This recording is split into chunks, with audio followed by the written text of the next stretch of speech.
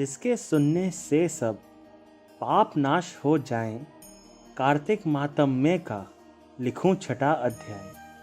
नारद जी ने कहा, जब 2 घड़ी रात शेष रह जाए तब तिल, कुश, अक्षत, चंदन आदि लेकर शुद्ध होकर जलाशय पर जाएं।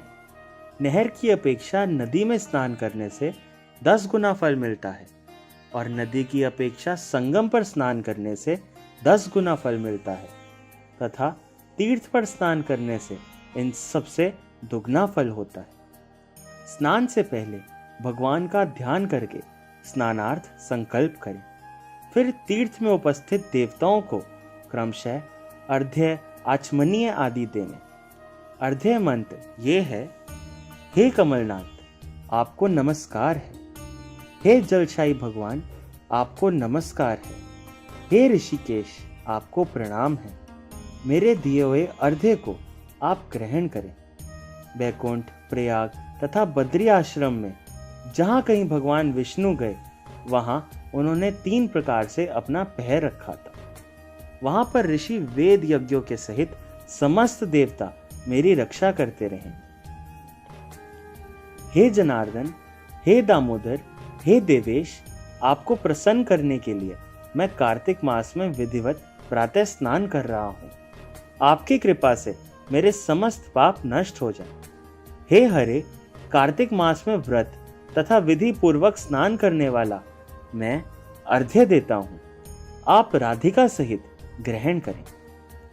हे कृष्ण, हे प्रबल राक्षसों का नाश करने वाले भगवान, हे पापनाशक, कार्तिक मास में नित्य प्रति दिए हुए मेरे इस अर्घ्य द्वारा कार्तिक स्नान का व्रत करने वाला फल मुझे प्राप्त हो। इसके बाद विष्णु, शंकर तथा सूर्य का ध्यान करके जल में प्रवेश करें और नाभि पर्यंत जल में खड़ा होकर विधि पूर्वक स्नान करें। गृहस्थी तिल और आंवले का चूर्ण लगाकर तथा विधवा स्त्री या यति तुलसी की जड़ की मिट्टी लगाकर स्नान करें।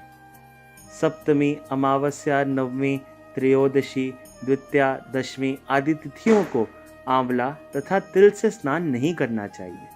स्नान करते हुए निम्न शब्द कहें। जिस भक्ति भाव से भगवान ने देवताओं के कार्य के लिए 3 प्रकार का रूप धारण किया था, वही पापनाशक भगवान विष्णु अपनी कृपा से मुझे पवित्र बनाए। विष्णु जी की आज्ञा से कार्तिक व्रत करने वालों की इंद्र आदि सारे देवता रक्षा करते हैं, अतः वह मुझको पवित्र करे। बीजों, रहस्यों तथा यज्ञों सहित वेदों के मंत्र, कश्यप आदि ऋषि, इंद्र आदि देवता मुझे पवित्र करें। गंगा आदि सभी नदियां, संपूर्ण तीर्थ, 7 समुद्र और समस्त जलाशय मुझको पवित्र करें।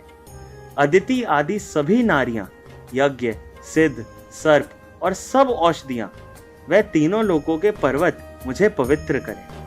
इन शब्दों को कहकर स्नान करने के पश्चात व्रती हाथ में पवित्री धारण करके देवता, ऋषि, मनुष्य तथा पितरों का विधिवत तर्पण करते समय जितने भी तिल तर्पण में रहते हैं उतने वर्ष प्रयत्न व्रती के पितृगण स्वर्ग में वास करते हैं। तत्पश्चात व्रत करने वाला जल से निकलकर शुद्ध वस्त्र पहनने और प्रातः काल में सब कृत्यों से निवृत्त होकर पुनः भगवान विष्णु का पूजन करे। समस्त तीर्थों के सारे देवताओं का स्मरण करके भक्ति पूर्वक सावधान होकर चंदन, फूल और फलों सहित भगवान विष्णु को फिर अर्घ्य देवें।